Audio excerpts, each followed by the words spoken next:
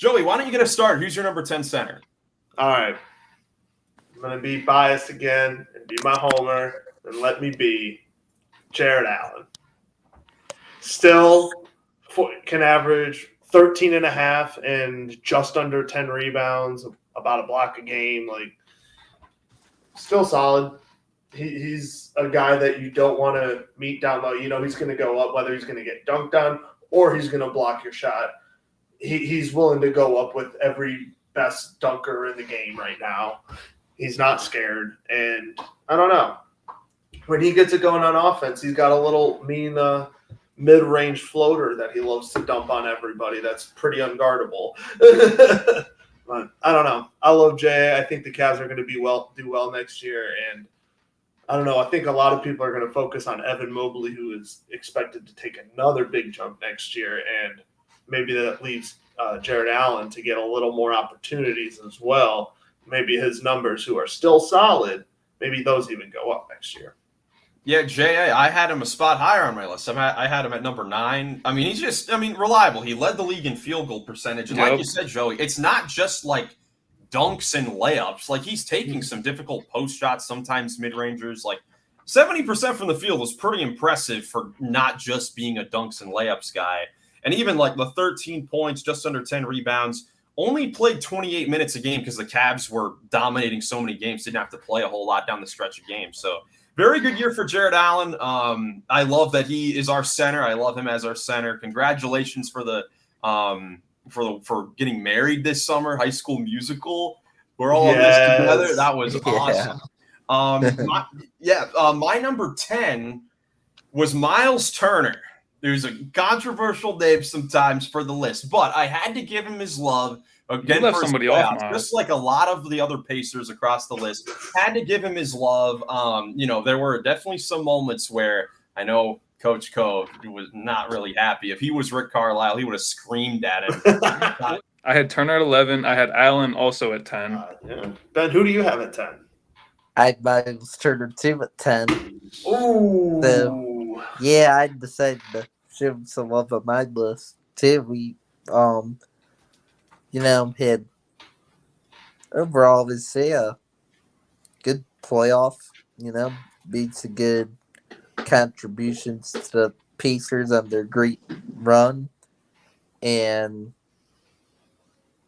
he got paid a great leader for the Pacers, and he got the pay he deserved with the Bucks. He'll be in a big role with the Bucks, so part of this ranking was I thinking he could have a pretty good year coming up with with Milwaukee, with how big of a role he's going to be in there. Same thing with Joey was saying with Jarrett Allen, with a lot of focus being on Evan. Same thing for Turner in Milwaukee, a lot of focus going to be on Giannis. I might give Turner and Allen some open opportunities this year more so than in the past. I really do like Miles Turner as well. He was probably the first one off my list because if he can hit that 3 at a consistent clip, rim protector, and be a rim protector, like you were just saying, Giannis is going to get double and triple teamed at times. They just swing the ball. He's probably going to be open a lot. I mean, this is a younger, more athletic version of Brook Lopez, essentially going to Milwaukee. So that should be a fun front court. Interested to see how he plays, because even like Brook Lopez, because the Bucks were so deep there when they've been contenders all these years, Lopez was like the 4th or 5th guy out there in those lineups. Quickly, Turner is the second option, and he needs to produce in order for them to win. So it will be interesting to see how he plays. That's for sure. Nick, who do you have at number 9? I put iHeart here, which I think you guys might have left off. I did leave him off actually at 12. I did as well. Oh, yeah. I like iHeart in this spot. Insanely dominant big man. Just, when he's out there, he's getting a lot of rebounds. There's not a lot of guys in the league who are going to go and get a rebound over him. And just had a huge impact on the Thunder's title run last year, so I think he deserves a spot on my top 10. At number 9, I actually have an injured guy, or somewhat injured and injury problems. I have Kristaps Porzingis. Talent-wise, he's still going to average around 20 points a game. He's still going to be a really good rim protector. it just comes down to injuries. He played 40 games last year, 50 games the year before. Until he gets back over that 60 mark, I don't think I can have him any higher, but the talent level is still there, clearly. Shoots a three at still like a 41% clip as well. Like, he's still a good in and out scorer, good defender. People still want him. That's why he was traded. So, I don't know. Yeah, for sure. That's why for that and for his ability on the floor, I did have him a little bit higher, but with the injury concerns, definitely understand him having a little bit lower. Ben, who's your number 9? Mine is Rudy Gobert. I put Rudy Gobert because, I mean, look, he's made a great winning impact for the Timberwolves. Still can play some great defense, can anchor down low. Still a pretty good rebounder. Obviously, he's not the best scorer, but he just, on the Timberwolves recently and under recent playoff runs, has done a great job of contributing to winning. So, yeah. Yeah, I like the pick. Rudy's been a starting center on a top 5 team in the West for a couple 3-4 years now, or at least 2 years. Yeah. Yeah, I like the pick. Miles, who do you got at 9? 9 is where I had Allen. Right. 8. So Rudy Gobert. I ended up not putting him on my list, which kind of felt weird, not having him on my list. He's not on mine either. I actually have him at 8, just because I think even if he's not the Rudy Gobert of the 4 Defensive Player of the Year titles, and that reign might be over just because Wemby and a crazy amount of good defenders in the league now. But he is still the anchor for that insanely good Wolves defense that have carried them to the Western Conference Finals the last 2 years. Number 8 is, we had a big blow up from this guy this year. This is where I had Zubats. Me as well. Yeah, I mean, Zubats, just incredible. I mean, he averaged 17, 12 and a half? Like, he was incredible for the Clippers this year and was the anchor for one of the top defenses in the league, which really propelled the Clippers on that end of the floor to be, again, tied for the 3 seed in the West when all of us had them projected as a lottery team. Yeah, Zub is not someone that I think a lot of people around the league recognized as like a great defender, but he is a great defender. He's insanely anticipatory, and his awareness is like really good. He gets his hands on like a lot of loose balls and tips and blocks and stuff like that, but he just takes up a lot of space and he moves like pretty well for his size. So like that's a good combination.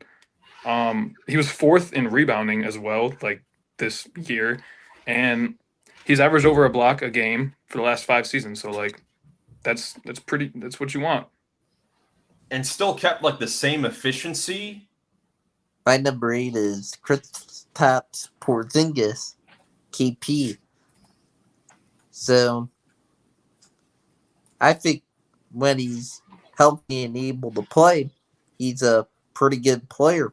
Boston, he made a big impact when he was healthy and was able to play for them. Totally agree. I have KP at my number 7 for those reasons. That's where I have him too. Oh, nice. Oh, Joey, who's your number 7? that's where I have Zubac. And it's mostly just because of his consistency this year. He definitely took that leap.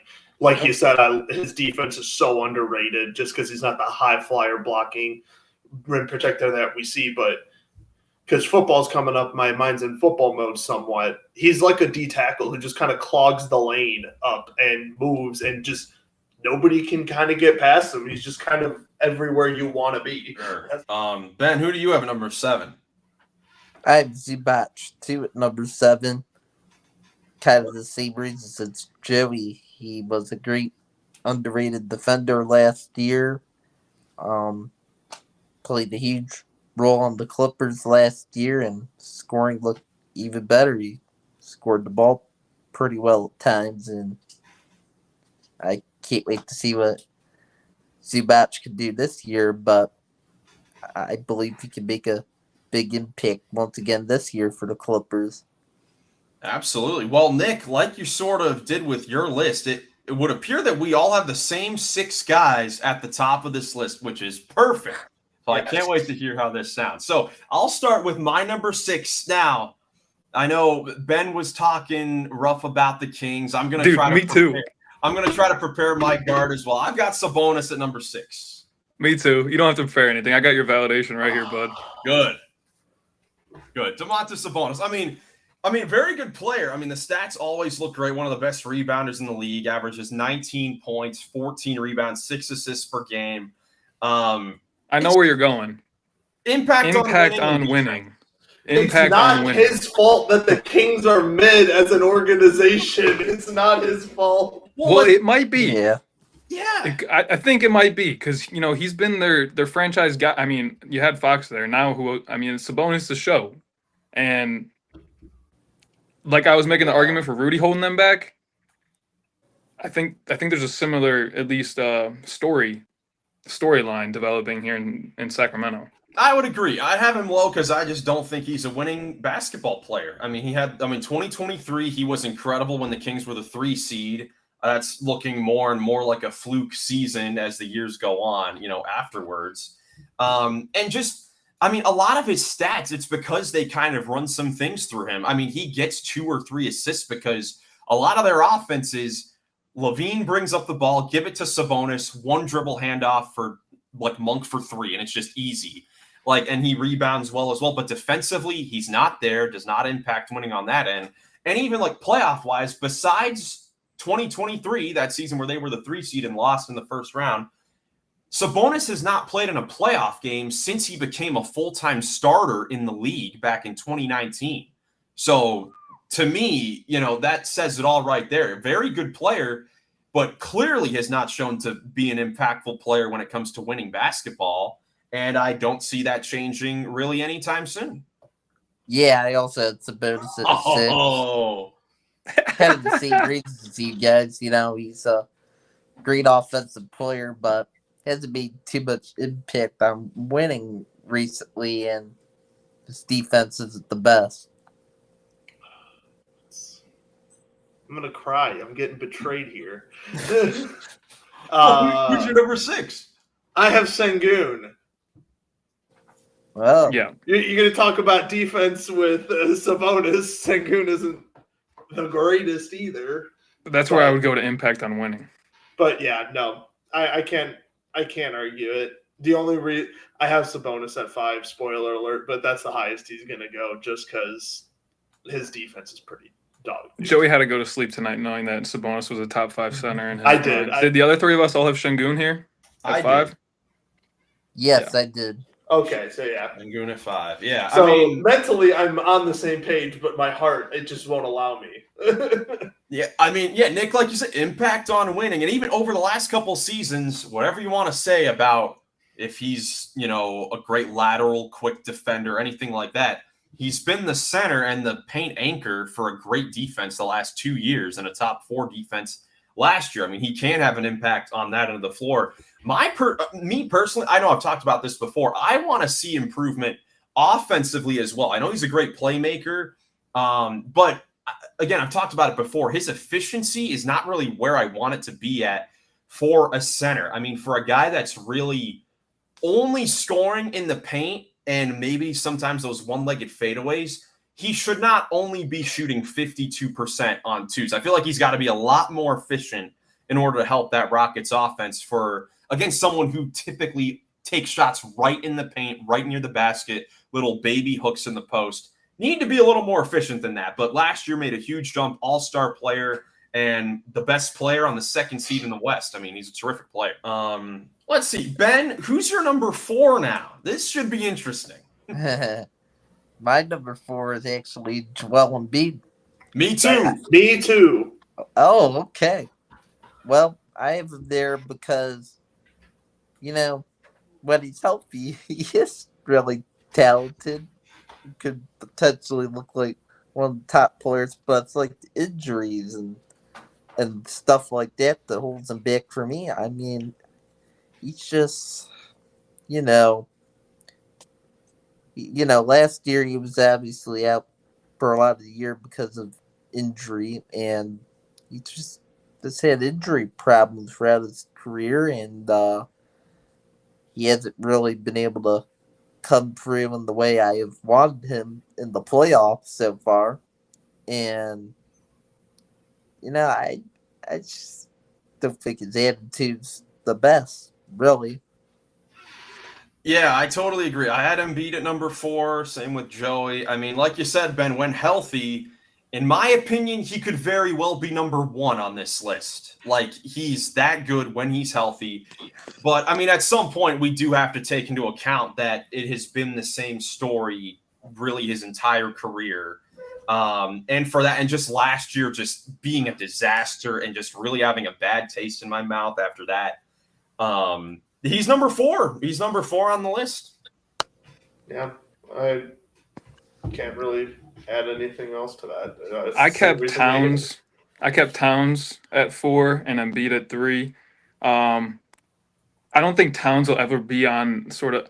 My only argument for that is, I mean, you guys are absolutely right in saying that just in terms of like what you can come to expect in a regular season game from the Sixers is going to be less than you would come to expect from a regular season game from Cat from the Knicks. Like Cat is a higher level player right now, but I don't think that he'd ever be on the level of like MVP conversation. Like he's not.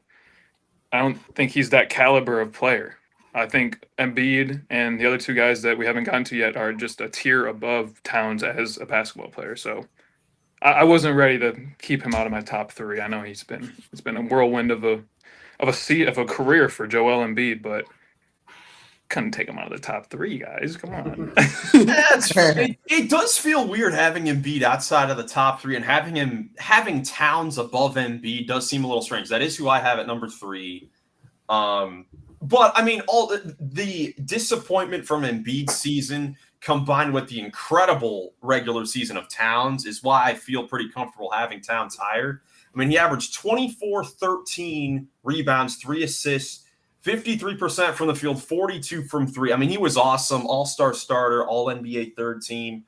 A really great, player and, again, impactful on winning. Of course, in the playoffs and overall, the defense is a huge question, and there's never going to be I don't know if you'll ever have a great defense with Towns at the 5. But the MVP thing, I could see an MVP conversation because the Knicks could be really good in the regular season. Like, I wouldn't be shocked if he was top 7 in MVP. If he got his numbers up to we're not that far away from 26 and 14 per game on a top seed in the East. Like that could be really, really good. Joey, who's your number 3? I actually have Victor Wembanyama. And I know. Talent-wise, he's better than Cat, who I have at 2. However, Wemby, we're talking about, if we want to talk about impact, I do think that's the thing. I expect bigger things and better things this year out of the Spurs, but it's the same thing for the Knicks. Like, Knicks should be a finals contender this year. Like, if they don't make the finals, it's almost a loss of a season for the Knicks. The Spurs just want to make the playoffs. Wemby could easily be my number 2 next year, and maybe 1, who knows how big of a leap he does. But if he's healthy this year, the Spurs are a winning team, and he's obviously going to be the star of the show. Yeah, but I think I just need to see it first. I'm not ready to crown him just yet. I don't want to rush into the whole Wemby's stardom yet, because he's going to be it, but it's more of like, okay, it's only been 2 years. Let's wait 1 more year until he actually makes the playoffs to crown him. He dropped 42 on Christmas Day in the Garden. I think he's here. You don't want to burst his bubble or get out ahead of the stardom, but he dropped 42 on Christmas Day in the Garden. Yeah, and he played only 46 games in the regular season. All right, well, you didn't say anything about that. You didn't say injury or anything. You said... Well, I said if he's healthy next year as well. Like, if he is healthy, his Towns stats over are the Wemby, same, and they have a winning team, I'll put him above Cat. But Cat came onto this team and was traded to the Knicks, and they immediately made the conference finals for the first time in like 20 plus years. Like, I don't know. And then he got their coach fired. I like the argument from Joe. I did I'm not like mad that at it. coach. I don't like that coach firing, by the way. I don't. It's not his fault. His defense sucks. Cat's defense does suck, but and like I said, Wemby's the better. I agree that Wemby's the better player, but until I see the whole team as an improvement, as him being the superstar, I'm not going to crown him just yet. I will say that with the whole team thing, I mean, he has played for a team that has still been tanking the last 2 years near the end of it. So it's like, you know. I fully expect the Spurs to be a winning team this year. Like, I fully expect us going into these rankings next year, Wemby to be my number 2. It's just right now, I'm going to keep with it. You have him at 3? I'm honestly expecting I have Wemby at 3, yeah. Yeah. I'm honestly expecting one of us to make a case for him at number 1 next year. I think that could definitely happen. I mean, in his 3rd year, I mean, you never know what crazy things could happen. I mean, this guy really is incredible. I mean, has already led the league in blocks both years in the league. He can shoot the 3, rebounds, he can pass. I mean, he can do everything right now. And yeah, I mean, Joey, you're right. It is about the Spurs winning because this is the first year with them having some expectations. I don't know from us individually because I know how loaded the West is, and I'm not quite sure how the Spurs stack up yet, but they have expectations. So it'll be fun to see how he plays under pressure to win for the first time. My number 3 was Karl Anthony Towns, and I put him at 3 because I think he's just going to have another huge year this year coming up. Like, now they have Mike Brown as their head coach. Oh, wow. I believe Mike Brown could help make that offense great, and I think Karl Anthony Towns could just have a huge year and look even more improved under Mike Brown. I'm excited for Karl Anthony Towns this year. Yeah, he should average 11 assists now because he's running all those DHOs that Mike Brown was drawing up for Sabonis. No, he's got to throw those emphasized no look passes. Yeah. That's right. Oh my gosh. All right. So Joey, you said you have Towns at 2. I have Cat, so that means all of y'all have Wemby, right? Yes. Yep. Okay. You're not going that crazy. And at 1, you said next year there could be an argument for Wemby at 1 possibly, but this year's 1 is obviously Andre Drummond. You guys have Andre Drummond, right? Oh, yeah. No, I have Boban actually. He hasn't officially retired, I don't think. No, the Joker, man. Holy moly. Nikola Jokic, dude. I mean, look, last say his season name. What?